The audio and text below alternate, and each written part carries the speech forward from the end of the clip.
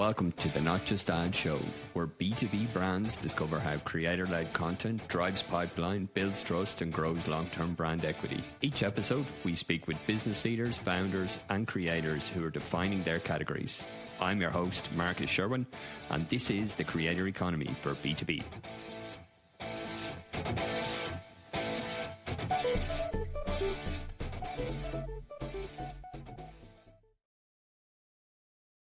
Hello and welcome today to Not Just Ads, the Creator Economy for B2B, trust, authority and commercial impact.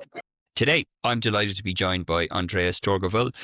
Andrea leads demand generation at Workwise, which is a fast-growing B2B tech company based out of the Netherlands.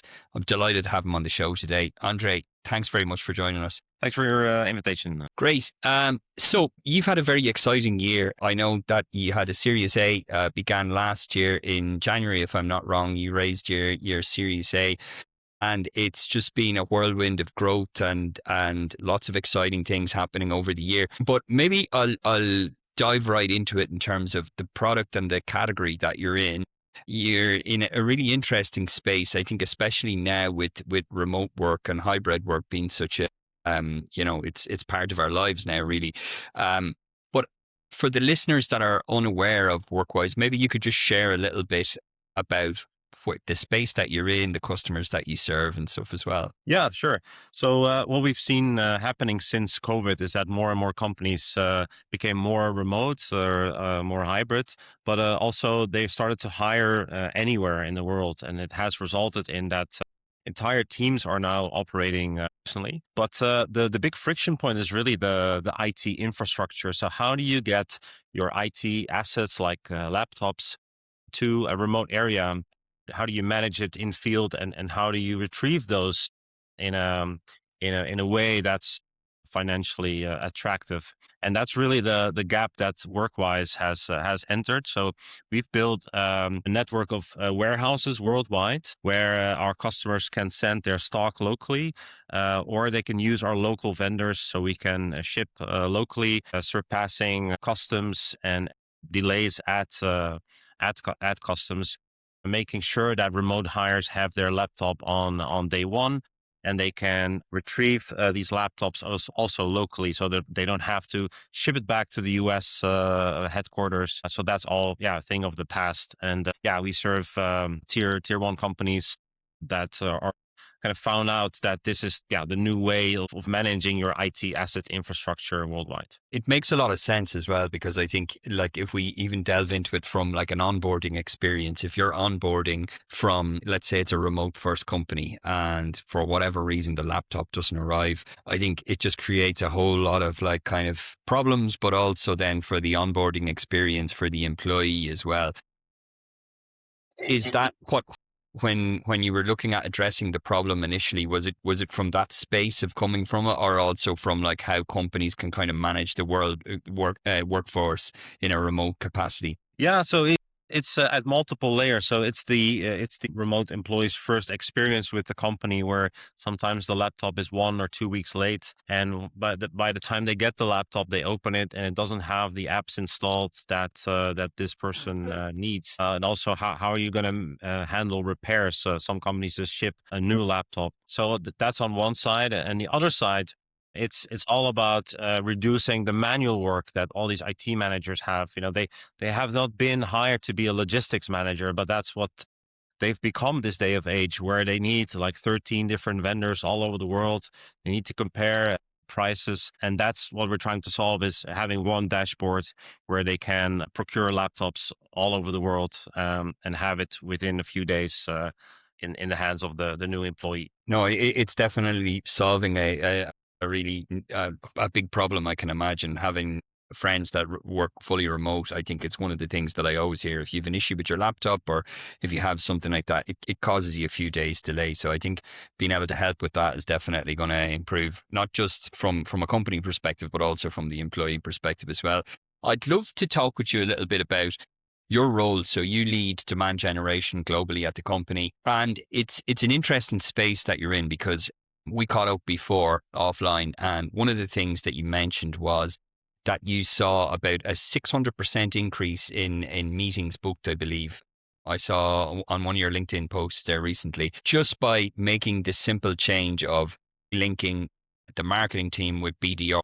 When like to somebody outside, the big challenge in B2B is, the marketing and sales and the alignment and so on. But from when you made that change, of how did you look at it? Like what was the reasoning behind it, or from an organizational structure, but also from a tactical point of view, and then how you delivered on the value as well? Yeah. So I think that, yeah, few layers here. So I think most organizations, they have their marketing team and their BDR team split, and they both have their own KPIs, and they're also acting in a way like a competition in a way. And what I saw is, on the marketing side, we're receiving so many signals of people that don't necessarily request a demo, but they show intent that they are ready to buy. But in a marketing capacity, it's all about inbound and getting those people to book a demo.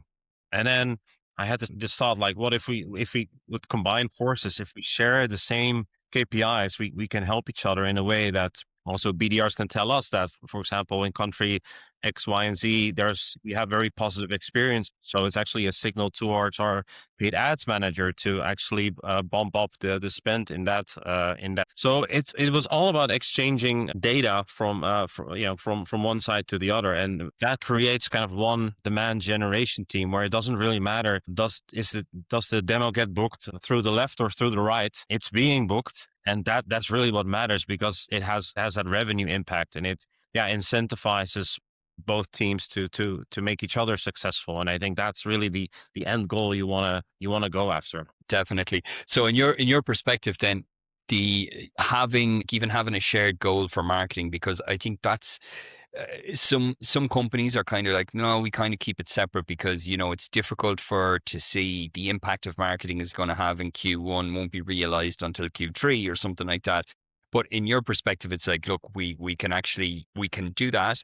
They can facilitate the meeting, and in order to make it actually effective, you're saying, give marketing a revenue target, whether that's individually or whether that's as a department. You see, and you've seen it play out that way, that actually having that shared accountability is actually really effective. Yeah, and exactly. So you share one demand generation revenue target, and if marketing is behind, this can be compensated by the outbound campaign. So that's how you balance each other out, and you help each other. Yeah, and that's I'd say that's the first thing I realized. And the second thing is, I think a big success factor is becoming really good at recognizing these intent signals. So, a few examples that we launched early on was, indeed, who are the companies that are visiting our website, who are the companies that are engaging with our LinkedIn ads but haven't yet requested a demo, who is interacting with our CEO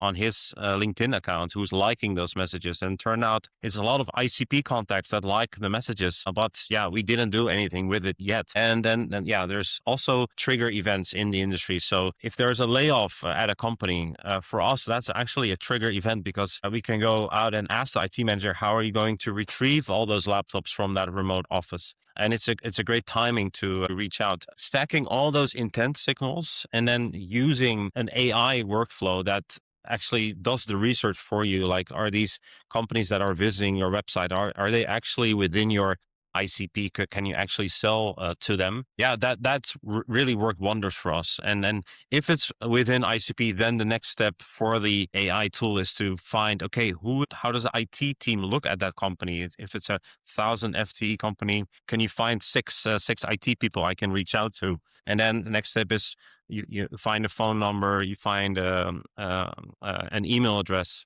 And then the only thing the BDRs have to do, they open their CRM, and they wake up, and it just has a bunch of tasks of companies that visited the website, and it has found IT managers that work there. And so that's just a great cooperation, that it's very difficult to really get off the ground if you isolate marketing and BDRs, because with marketing spend so much time in these workflows. If they get measured on demo requests, because it doesn't really necessarily help No, it makes a lot of sense, and I think if you're just measured on even leads or something like that, but then you're measured on them and then they get passed over, and if there's a delay there, the value is in the efficiency. Like the quicker you're going to contact the lead, the more chances that they are in a better position to move forward if there's a demand there for it. Yeah, exactly. And I think what we're seeing is, no single prospect has really touched one touch point. They have, it's at least 3 or 4. So they came in, they saw a LinkedIn post, they came in through the website, and then maybe they just need that extra push of a LinkedIn message to really, get them over the line, request a demo. So it requires a team effort to be visible across all those touch points. And yeah, that last mile, it just might need a BDR to get, to call them and say, hey, you want to compare costs against your current setup. Well, I'd love to talk to you a little bit about you mentioned there about workflows as well, and the thought leadership part I'll come on to in a second. About you mentioned about your founders and stuff as well, but the workflows part, if we were having this conversation probably in 2019 or something, it'd probably be very different in terms of what we think of workflows. We'd probably be thinking of maybe Zapier and things like that, which still is very efficient in terms of certain tasks. But how do you look at it now? Even you were talking about like number of different signals there. How, like, if you were just to describe how you set up that workflow and what you're using in your stack that you find efficient, and then maybe also if you could say like things that you find that in the market they seem as efficient, but you as a practitioner found that they're actually not that effective. I'd love to hear your thoughts like that from your experience in the field. Yeah. So if we indeed go back to 2019, how BDRs would go, around, about their day, was they would open Apollo or Zoom Info. They would kind of, just kind of load up cold lists and do a little bit of research and start calling that list. One BDR was better aware of the ICP than the other BDR, but this really, costed a lot of time because it meant less time on the phone and more time doing manual research. I think what we've seen in recent years is the person coming in the middle that builds these workflows and does automated research on behalf of the BDR. And I think it's a term, I think, coined by Clay, called the GTM engineer. So it's kind of someone that is very handy in connecting all these tools together, but also has that commercial insight of knowing like how can I turn these signals into revenue. And we had to look around for quite a while to find someone that's capable of doing what we aim to do. And so I think a lot of people think about this tool Clay when they think about these automations. In our case, we went with a Clay competitor called Baseloop. It's a Belgian startup. And what attracted us to Baseloop is that the founders were very much involved in the success of our workflows. It was kind of that consultancy was included. So in the early days, we did not have this GTM engineer, but we had the team at Baseloop building these workflows for us. And as we now matured, we actually have now 2 GTM engineers on board that deliver the work for about 8 BDRs. So we have BDRs in the US and Amsterdam, and just to keep them busy. And the goal is really to not, to rely on cold lists, but the majorities are just these warm lists. So using, the different signals that I talked about. And I think it's very interesting, connecting all these tools together. And what is even more important is having the data to see what works and what doesn't work. I'll give you one example. We used a power dialer tool. In our case, it was Salesfinity, and the connect rate was just horrible. Like it was like under 2%.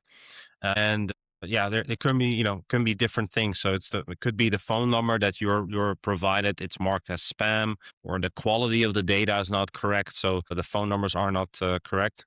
But we changed to a different tool to see if that was the issue, and it's suddenly the connect rate jumped up to 12 to 14%. It's just to indicate that it's just very important that you have someone on top of the data, because it's a long funnel, right? It's on the way? Is it an ICP company you're reaching out to?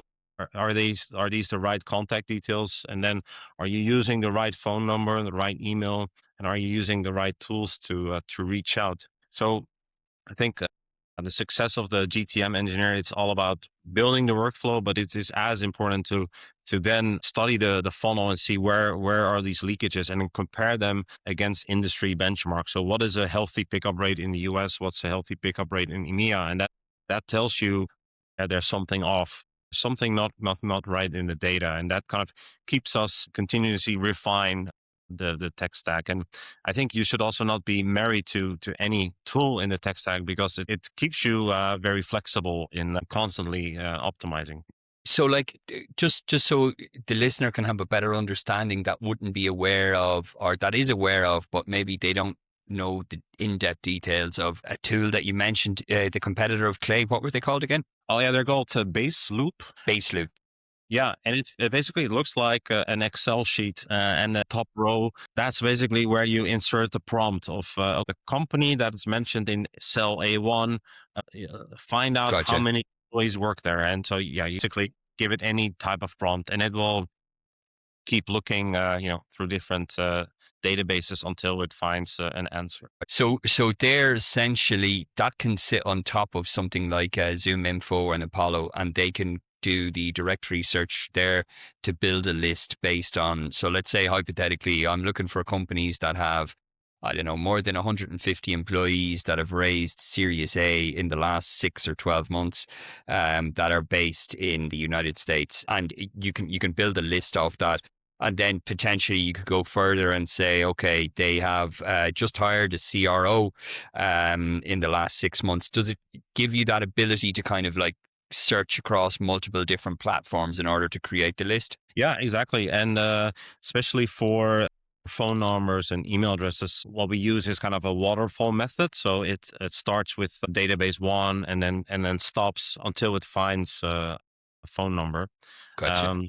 I think the challenge there is, and that other providers are trying to solve is, okay, it finds a phone number from vendor two on that list. Yeah. But is it the right phone number? That I think an issue that that we still have, and there are providers out there. I think one of them is called the Titan X. Where they will actually tell you if you upload a list, these people will pick up. So these 20% of people, they will typically pick up. And so we also ran a few tests with them. Yeah, it gives our BDRs an advantage over, from a list of 500 people. They know these 100, they have the highest likability to pick up. So these are additional tools you can bolt on top of your tech stack. Gotcha. In a way, because I was listening to someone the other day and they kind of pointed out like everything is evolving and so on. But is this like what we're looking at, what growth marketing would have been 7 years ago, when you would pay people to scrape sites and to build lists? Now you can automate it. So it's really, you're doing it at a much, much quicker rate. And the value there then is really that the BDMs are actually making dials and they're talking to people. So before that, probably you either had the BDM that was doing scraping the list or building their own list, or you hired a scraper and they built the list and then they worked off that. Whereas with this tool that you mentioned, you have the ability now to refine the list based on certain rules. And then if something like Titan X, you can see, okay, these are kind of like the prime that might pick up, so that they can work off the best, most prominent within that list. Is that like kind of what we see? Is it's essentially an automated scraper that you can refine? Yeah, and indeed, and it can run in the background as well. So if if company announces a funding round or an expansion internationally today, tomorrow the BDMs can be on the phone, because the workflow has worked overnight to find the Gotcha. right contact people you want to reach at that company. So I think that's the power, that it's not a static list, but it keeps it It's keeps constantly growing dynamic. based on the signals it can capture for you. Gotcha. And then the other part, the GTM engineering part, how does that play into other workflows in terms of like whether it's email marketing, whether it's paid media, social media, whatever it may be?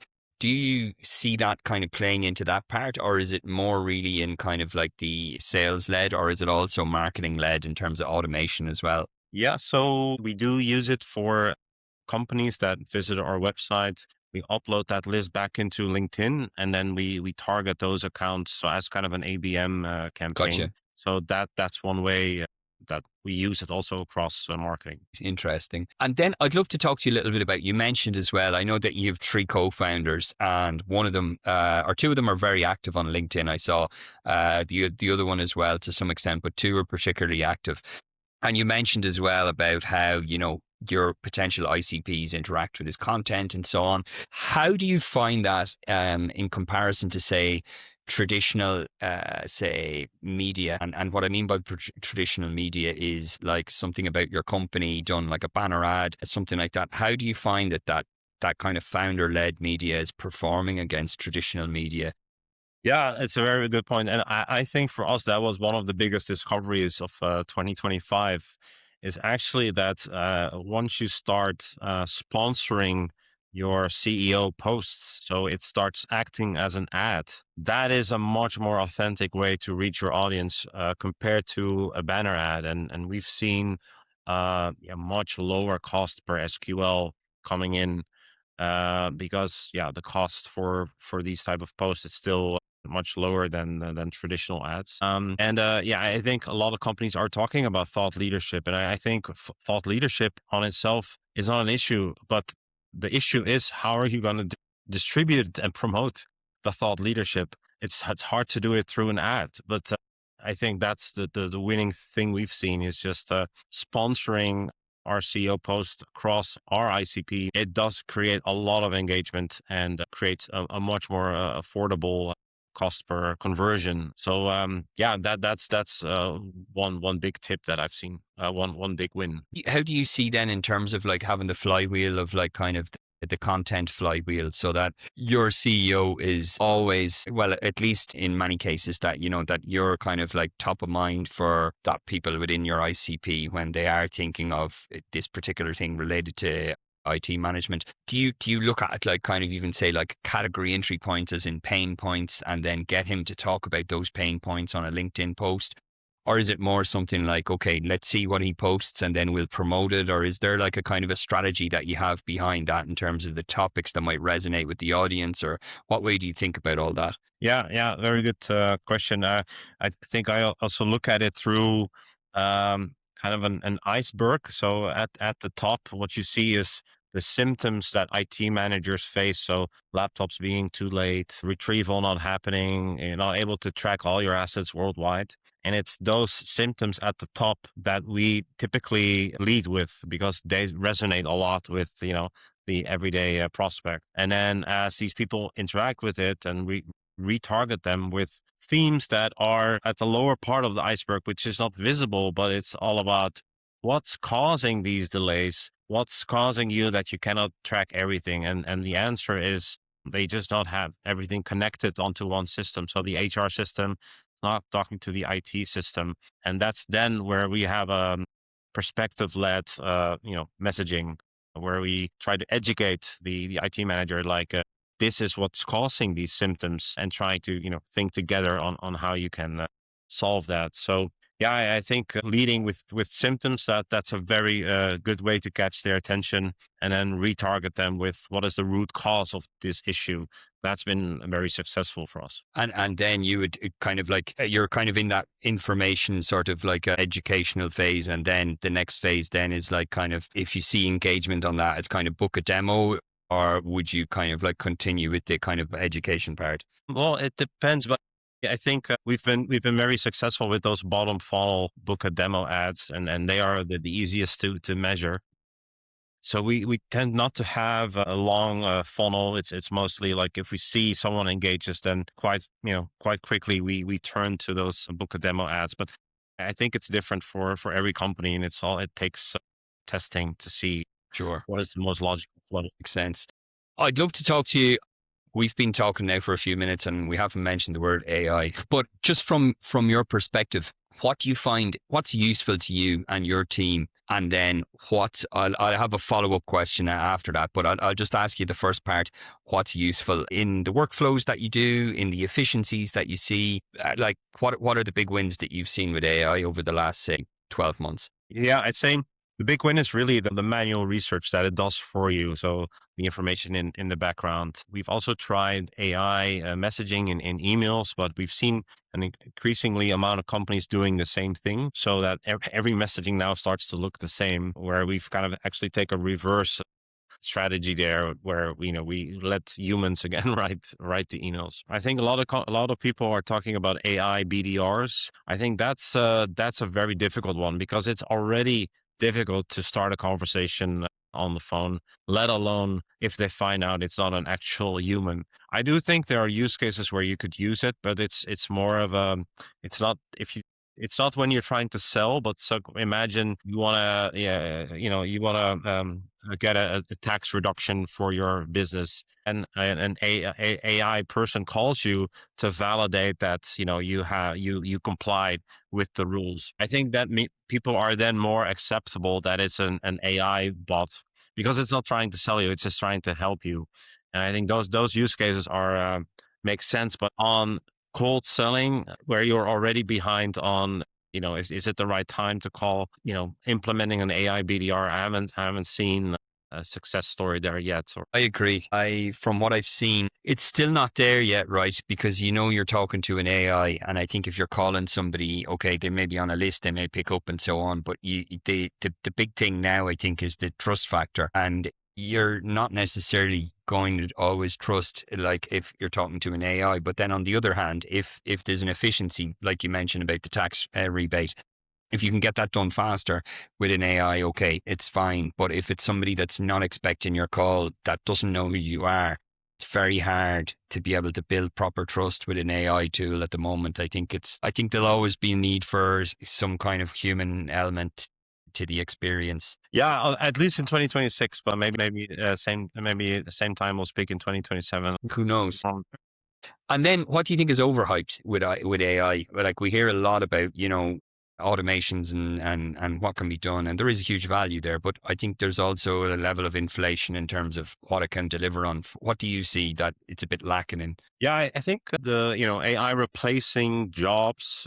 I think it's a kind of a bold statement, and I think when calculators were introduced, it's not like mathematicians were out of a job. I think, but it helped people do their work faster, and I think this is true with AI. Like it makes people more effective. Okay, so maybe you don't need four graphic designers now. You can do work with three or two, but I think the winning combination is always when the two are combined, rather than saying, well, our AI is running our customer support. I think that's not how you can win at this moment. At least I think it should be supplemental rather than replacing entire departments. Definitely. And it goes back to the trust aspect as well. But it's also, I think, if you look at like kind of some of the evolutions you mentioned about the mathematician with the calculator, and it's true even with the bank teller as well. I think now it's looking at like, how can you actually use the AI so people can be more efficient, but also then that they can actually deliver maybe a more unique experience to a customer based on, the information that they have in their hand, rather than doing the AI takes part of like the admin heavy work that was before very labor intensive. So I think there's a huge opportunity to be able to leverage it, but also then if you focus on the customer, how you can actually even build a better experience for them as well. Yeah, that's it exactly. Yeah. I'd love to ask you just a final question before we finish up. What do you think in 2026 now, what's the main thing you're trying to figure out, the biggest challenge that you see for your organization going into 2026 that you're trying to tackle at the moment? Yeah, for us, talking about the outbound side, we've been very successful in calling, but the other channels, email and LinkedIn, they're still staying behind a little bit. And I think many people claim that email is broken as a channel; it's being over flooded. But I think there's still ways to win there if you bring value in your messaging. So that's something we're still figuring out at the moment. And the other bit is LinkedIn, and so we're encouraging our BDRs to do social selling on their part, so that when their connections, they see 5 to 10 posts, and then they receive a message from this BDR, they kind of already are familiar with this person, and they like the themes that they have been talking about. So it's not a cold outreach. So I think Those two are things we're trying to figure out and get better at this year. With the BDR part, how are you thinking about that in terms of facilitating them to do that then? Because I guess you want them on the phones and so on, but with the posting on LinkedIn, how are you looking at facilitating that? Yeah, so we use a tool. It's called Hey You, and it's kind of a platform where you can use templates. You can use a bit of AI to help shape your post based on your tone of voice. And then there's a kind of a leaderboard that shows you who's been, who had the most engagement, and it's kind of a gamification of getting keeping the BDRs active and encouraged to post. And yeah, we then have kind of separate KPIs on how many of the meetings booked would we like to get through LinkedIn as a channel. Yeah, that's our current approach to make it work. Right, interesting. And hey, is it video based then, or is that mostly like image and text based, or both? Both. Yeah. Okay, interesting. Right, very good. Andre, people want to find out more about Workwise. They want to find out more about your content. Where are you most active? Yeah, I'd say our CEO, Michiel Meijer, but maybe go to goworkwise.com. That's where you'll find all the content that we're issuing. Perfect. Okay. We'll leave notes on or I should say links on the show notes as well. People can check it out there. Andre, thanks very much for joining us on the show today. It was great speaking with you. Yeah, thanks for having me.